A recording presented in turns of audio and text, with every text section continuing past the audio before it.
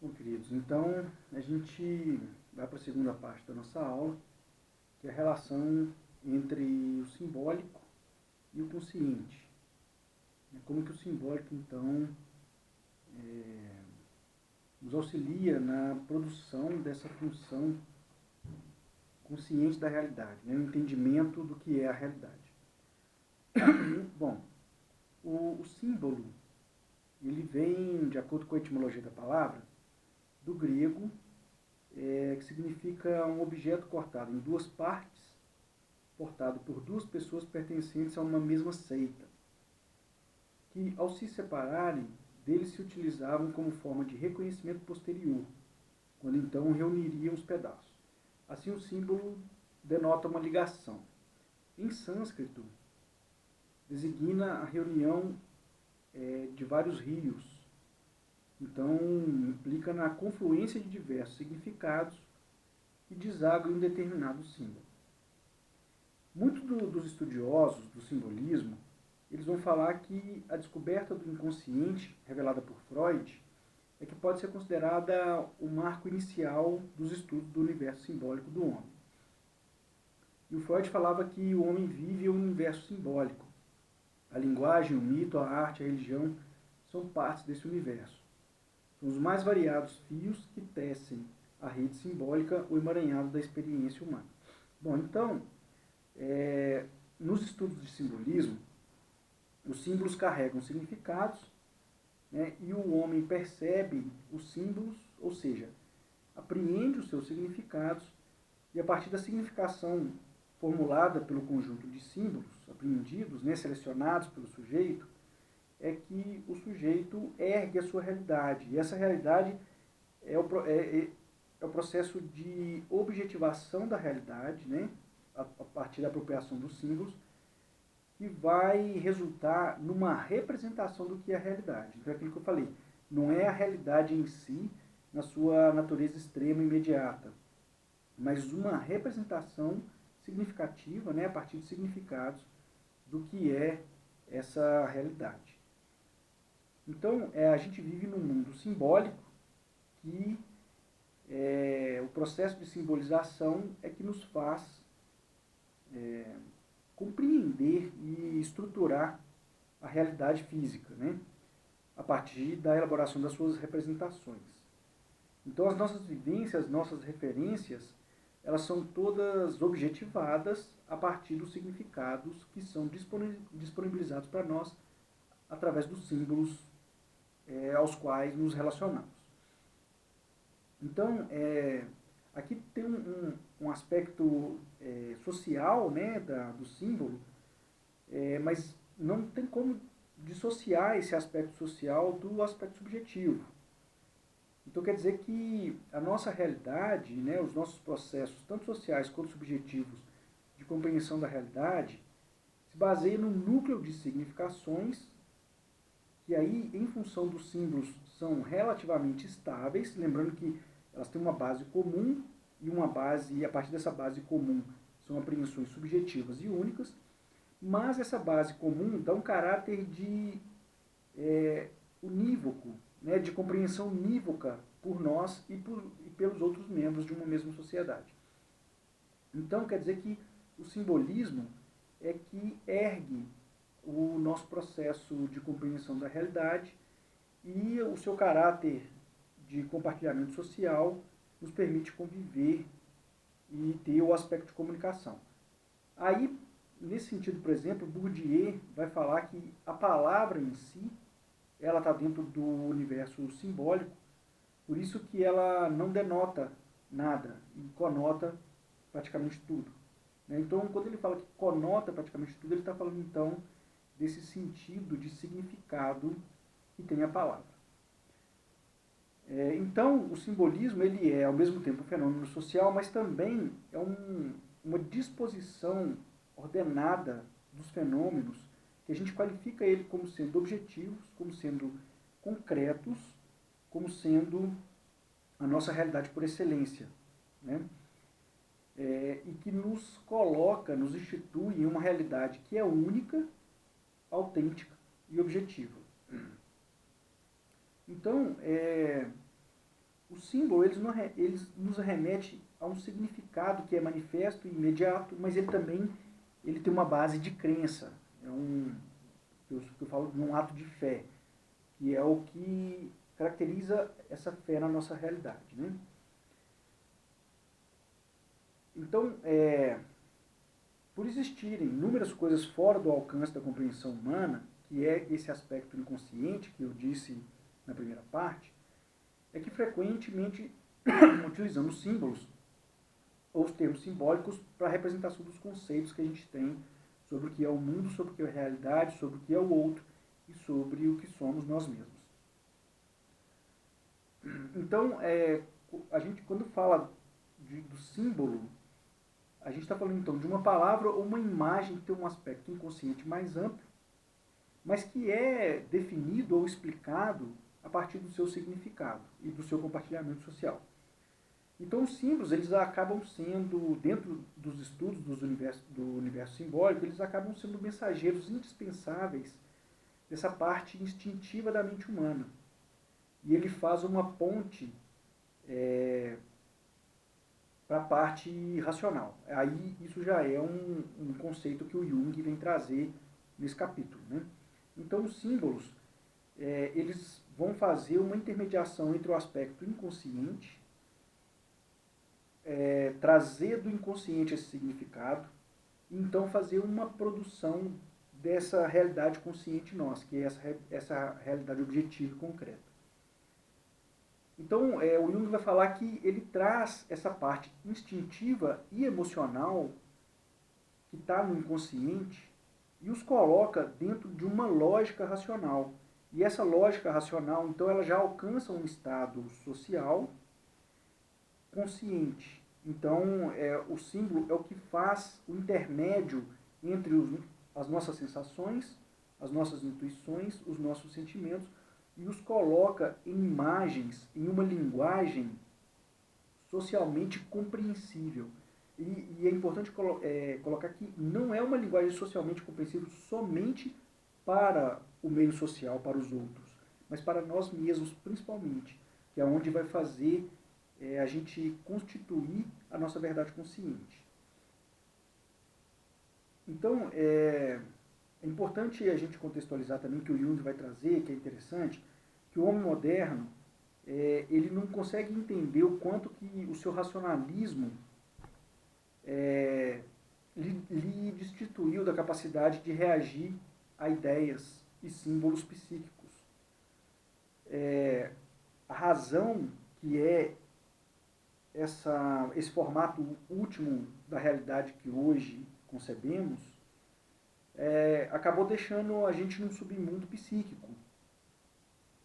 O Jung vai falar que a racionalidade acabou nos libertando de superstições, né? ou pelo menos a gente acha que fez isso, mas nesse processo de libertação desse mundo psíquico inconsciente, aonde a gente tem que renegar o inconsciente à luz de uma razão consciente, ele vai falar que esse processo a gente tem um deslocamento e uma perda da escala espiritual e que isso traz uma complicação muito grande em termos de patologia psíquica, porque a maior parte da nossa patologia, então, segundo Jung, vai estar associada a essa necessidade de uma supremacia ou de uma supremacia pelo aspecto consciente, onde a gente precisa não mais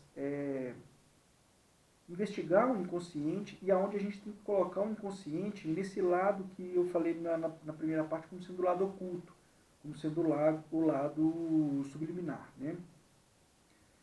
Então Jung vai falar que a gente perde o sentido da vida, que a organização social se desintegra e aí isso vai ter uma derrocada da decadência moral em virtude da razão.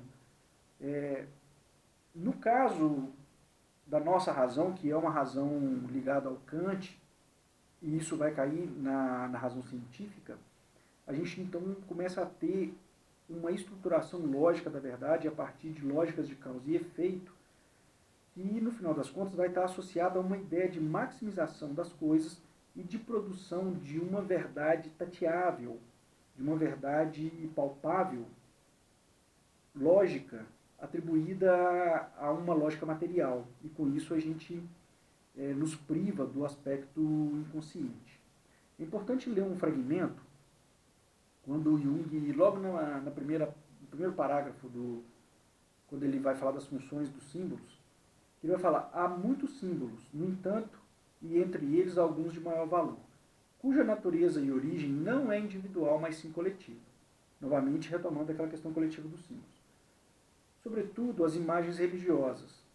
O crente lhes atribui origem divina e as considera as revelações feitas ao homem. O cético garante que foi inventadas. Ambos estão errados. É verdade, como diz o cético, que os símbolos e conceitos religiosos foram durante séculos objetos de uma elaboração cuidadosa e consciente. É também certo, como julga o crente, que sua origem está tão soterrada nos mistérios do passado que parece não ter procedência humana, mas são efetivamente representações coletivas, que procedem de sonhos primitivos e de fecundas fantasias. Bom, então aqui o Jung traz para nós duas características importantes sobre os símbolos, sobre o universo simbólico. A primeira delas é que existe uma profunda elaboração cuidadosa e consciente. Ou seja, ele está mostrando então esse aspecto que os símbolos possuem de nos colocar na realidade consciente. Ele está mostrando então, ele está falando desse aspecto que a gente utiliza dos símbolos então para erguer e para sustentar estruturalmente a nossa verdade consciente, a nossa verdade concreta, o que a gente entende como sendo a verdade. Só que ao mesmo tempo, os símbolos parecem não ter qualquer procedência humana. Isso significa então, dentro dessa primeira parte que eu coloquei da aula, isso significa que os símbolos então, eles têm um profundo relacionamento com o aspecto inconsciente. E aí ele vai falar também de duas características, duas classificações que a gente pode colocar assim dos símbolos, que são os símbolos culturais, onde está relacionado uma luminosidade, que significa então uma energia psíquica, de ativação psíquica, que vai fazer uma existência emocional e intuitiva das coisas. Então os símbolos culturais eles evocam reações emotivas profundas e constituem elementos importantes da nossa estrutura mental e também forças vitais na edificação da nossa compreensão da realidade. Os símbolos naturais, por sua vez, são símbolos derivados dos conteúdos inconscientes da psique e, portanto, representam um número imenso de variações das imagens arquetípicas essenciais. Quando ele está falando, então, que são conteúdos inconscientes da psique, aí lembrando, então, a psique enquanto um estágio espiritual. E quando ele está falando dessas imagens arquétipicas, ele, então, está trazendo todo esse conjunto de memórias que a gente tem do espírito e da alma. E aí, o Jung fala que erradicar os símbolos seria a perda das mais graves. Porque, quando reprimidos ou descurados, a energia específica dos símbolos desaparece no inconsciente com incalculáveis consequências. Ou seja, se a gente negligenciar a existência dos símbolos, eles vão continuar agindo no nosso inconsciente. Então, quando o Jung traz esse aspecto do símbolo enquanto elaboração consciente, enquanto natural, né, relativo à psique humana, ele está, então, trazendo um aspecto importante do funcionamento do símbolo, que se a gente não conseguir fazer essa associação simbólica, ou essa análise da associação simbólica, a gente vai estar à mercê de uma influência muito grande do funcionamento do nosso inconsciente. Então, ao mesmo tempo que os símbolos eles estruturam o nosso consciente a partir de um funcionamento inconsciente e nos dá toda a apropriação significativa do nosso consciente, eles também permitem a gente perceber o que é do inconsciente dentro da nossa apropriação consciente. Ou seja, os próprios símbolos que formam a nossa apropriação consciente, eles são portais para a gente compreender o nosso aspecto inconsciente. E também podem ser colocados um novo universo simbólico, por exemplo, dentro de um processo terapêutico, que esse novo universo simbólico vai nos dar indicativos de quais são os elementos inconscientes que estruturam a nossa apropriação consciente da realidade. Então a gente tem aí dois universos simbólicos, né? Um da própria apropriação consciente, que nos dá mapas do nosso aspecto inconsciente, e também um outro universo simbólico que pode ser trabalhado com fins terapêuticos, que vai nos conduzir ao aspecto inconsciente a partir da própria estruturação consciente. Que aí ele vai falar que os símbolos, então, eles possuem energia psíquica que parece ter se dispersado, mas que de fato vai servir para reviver e intensificar o que quer que predomine no inconsciente, que é esse segundo aspecto que eu venho dizendo.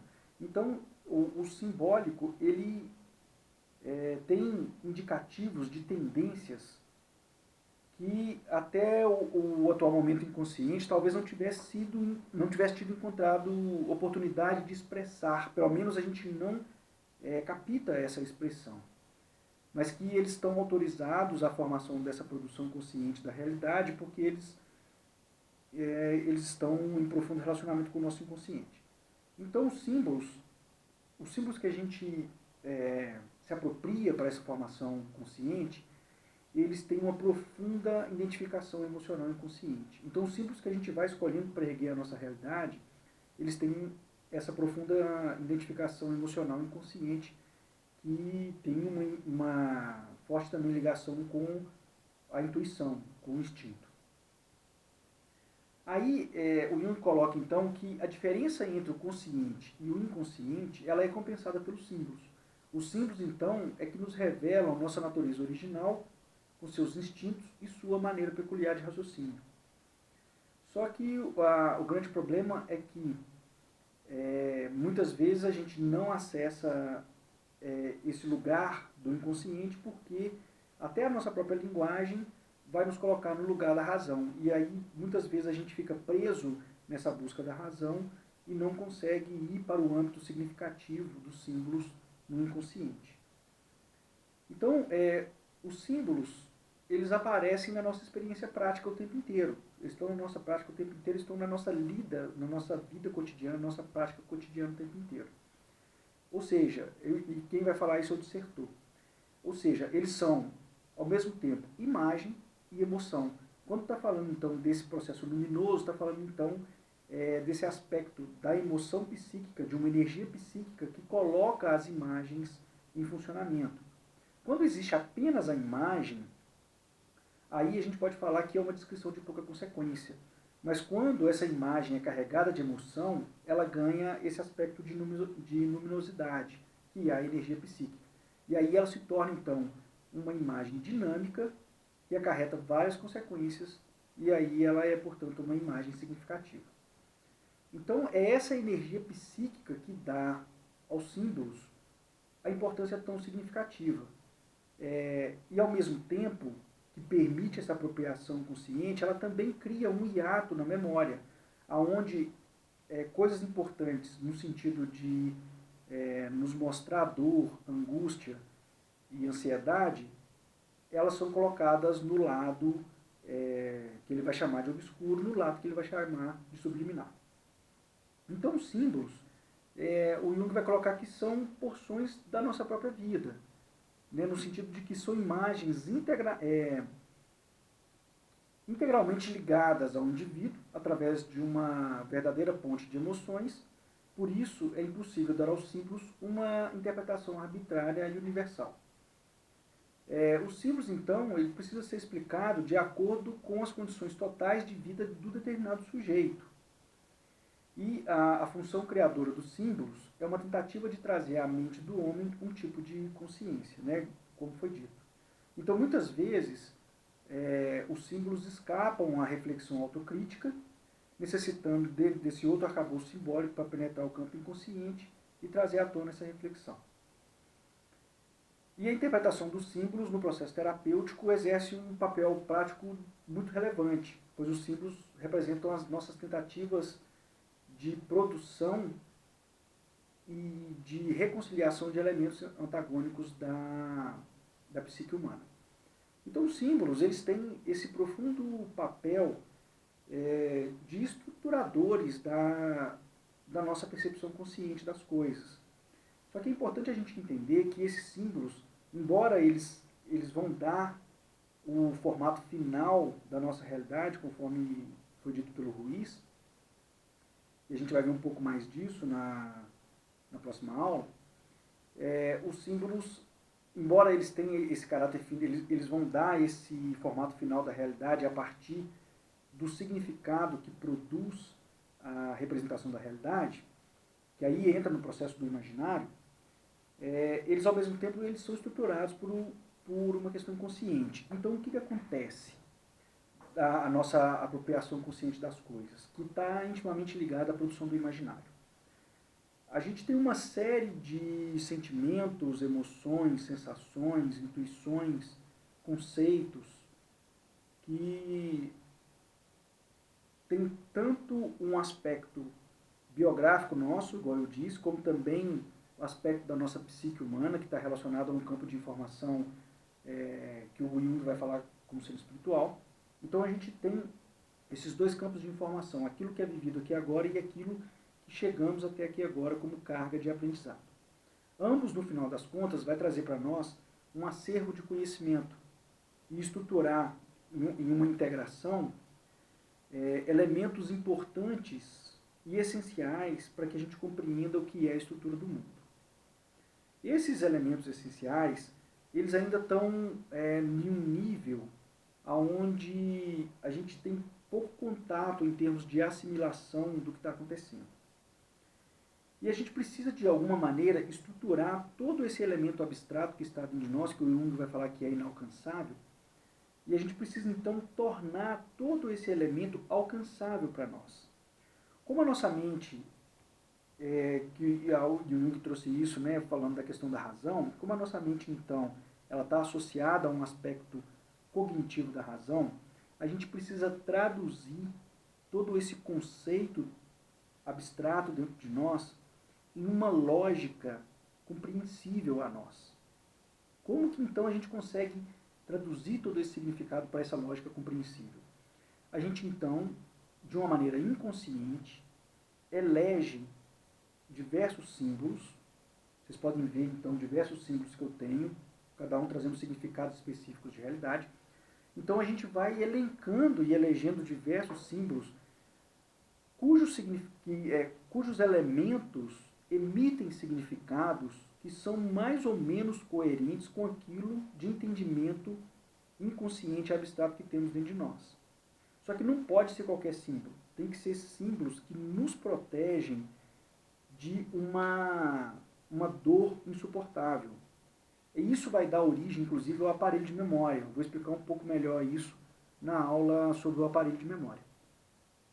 Então, é como se a gente tivesse um primeiro contato com as coisas ao nosso redor e com o mundo ao nosso redor, só que isso traz para nós uma carga de dor, de angústia, de energia psíquica na linguagem do Jung e do Freud, e insuportável para nós. Então a gente precisa fazer uma dissociação desse conteúdo. E essa dissociação do conteúdo é uma dissociação significativa, é uma dissociação por meio de significados. Essa dissociação por meio de significados significa que a gente vai dar um significado suportável e compreensível para esses elementos que a gente está tendo contato. Quando a gente faz essa dissociação, a gente está fazendo uma transformação do elemento em uma representação desse próprio elemento. Essa representação, então, ela é diferente da energia que o Jung vai chamar como sendo energia inata, ou a energia primeira, a energia essencial desses elementos que a gente está tendo contato.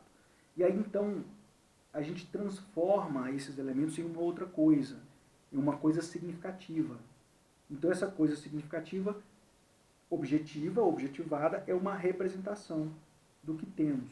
Aí pode ser situações, objetos, pessoas, nós mesmos, eventos, ou seja, toda a nossa realidade, que é composta pelo conjunto dessas coisas, no final das contas, é então essa representação significativa suportável. Então percebam que essa realidade, no final das contas, que é a consciência que temos, né, a realidade concreta, a consciência das coisas, ela tem um start, uma motivação de compreensão inconsciente. E associada a mecanismos de defesa, de proteção contra a dor e contra algo insuportável para nós, a gente transforma então essas coisas em outras coisas. E essa transformação acontece por meio dos significados, da elaboração significativa. Essa elaboração significativa, portanto, é algo que acontece na nossa mente e que dá conceitos suportáveis, entendimentos, explicações racionais, lógicas, sobre o que o mundo é e sobre o que as coisas são. E a partir, então, desses conceitos, a gente vai efetuando e compondo essa realidade significativa para nós e suportável para nós.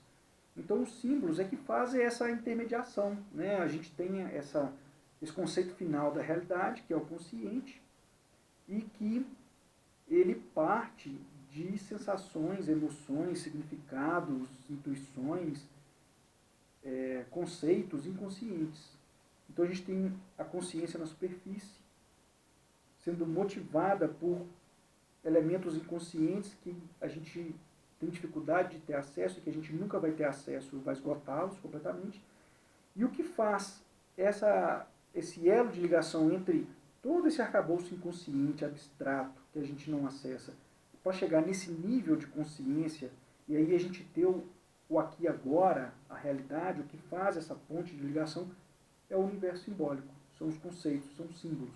Então os símbolos vai pegar todo esse emaranhado lá dentro de nós, inconsciente, que a gente não acessa, e transformar isso tudo em algo compreensível, mas um compreensível a partir de uma interpretação feita por significados, uma interpretação que ela é objetiva, ela é objetivada, como se fossem objetos reais, mas que não passam de significados, interpretações e representações que temos da realidade. Por isso que a gente nunca acessa esse conteúdo inato, essa natureza arcaica, primeira das coisas. E a gente vai estar sempre acessando, então, esse conjunto final.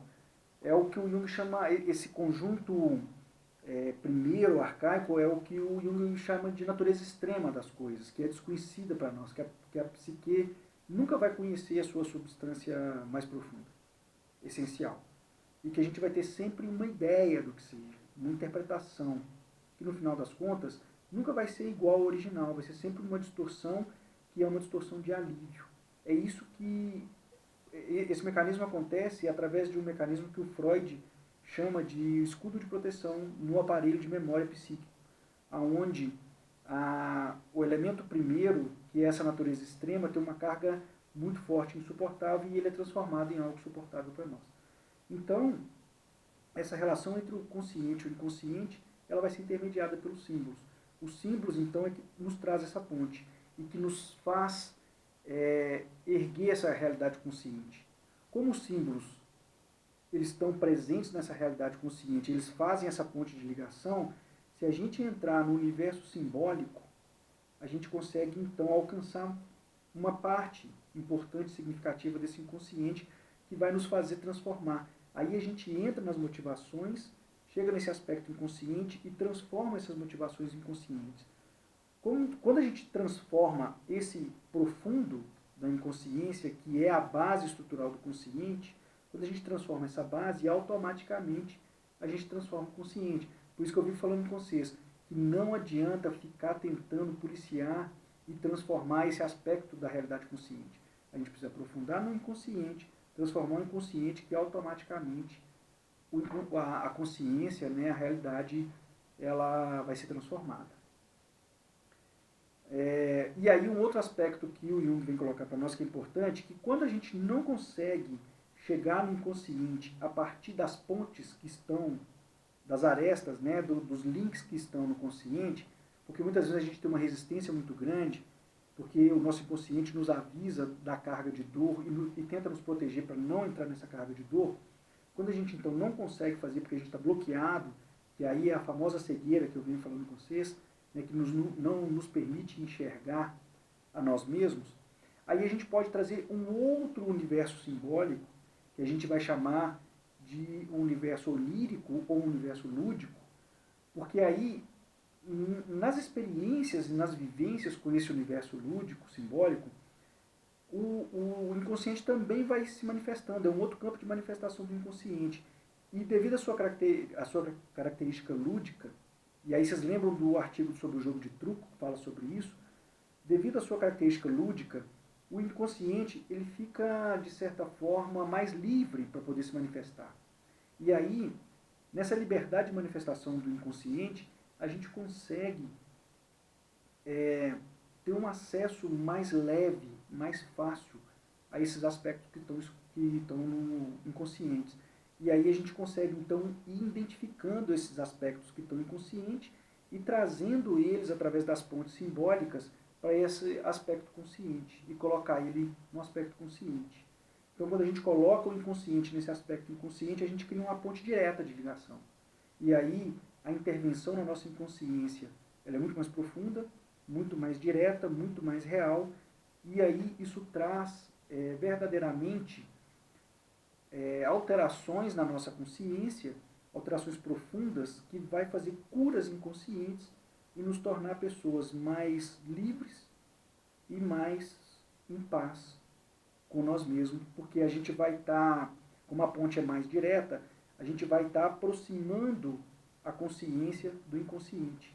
Porque a nossa doença psíquica, emocional, e que vocês podem perceber que eu acho que esse momento que está acontecendo no mundo agora, de uma pandemia, tem ficado muito latente. Eu vi um amigo meu falando hoje que ele é médico e ele tinha uma média de indicar 5 crianças por mês a um psiquiatra.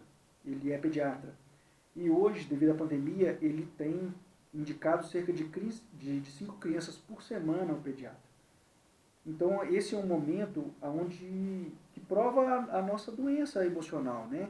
E essa doença emocional, ela existe porque essa figura, essa representação que a gente faz do consciente, ela é muito diferente, em muitos casos até esquizofrênica, em relação ao nosso inconsciente. Então, há um hiato, há um abismo muito grande entre o nosso consciente e o nosso inconsciente. E quanto mais a gente aproximar os dois, lembrando que a psique dessa estrutura inconsciente é a questão espiritual que o Jung traz, quanto mais a gente aproximar, então, o nosso inconsciente do nosso consciente, mais saudáveis emocionalmente a gente fica, mais em paz a gente fica e mais a gente alcança esse estado de plenitude. E como, então, o que faz a ponte entre os dois é o universo simbólico, a gente precisa, então, utilizar o universo simbólico, que é o âmbito da produção das significações, para poder aproximar o consciente do consciente. Ou seja, quanto mais a gente conseguir significar o nosso consciente em proximidade com as verdades inconscientes, mais saudáveis a gente vai ficar. Tá bom? O universo simbólico é algo muito profundo, né? Difícil de explicar, de colocar em palavras, mas aos poucos eu vou tentando, eu vou aprofundar um pouco mais, como eu disse, na aula sobre o aparelho de memória, e também na próxima aula sobre o imaginário, e também eu coloquei um vídeo para vocês, né, onde eu falei um pouco sobre o universo simbólico a partir do Berg Luckmann, então vale a pena ver de novo esse vídeo sobre o universo simbólico que está no meu canal, que vai trazendo mais informações, que eu não vou ficar aqui repetindo, porque já tenho vídeo, para não ficar redundante. Tá bom? Então agradeço vocês a mais essa aula, a mais essa oportunidade. A gente vai aprofundando nos nossos conceitos e nas nossas definições. Eu espero que possa ficar cada vez mais claro esse aspecto do funcionamento da mente humana e da psique humana, com esse grande toque da parte espiritual trazida pelo mundo. Gratidão mais uma vez, paz no profundo para vocês.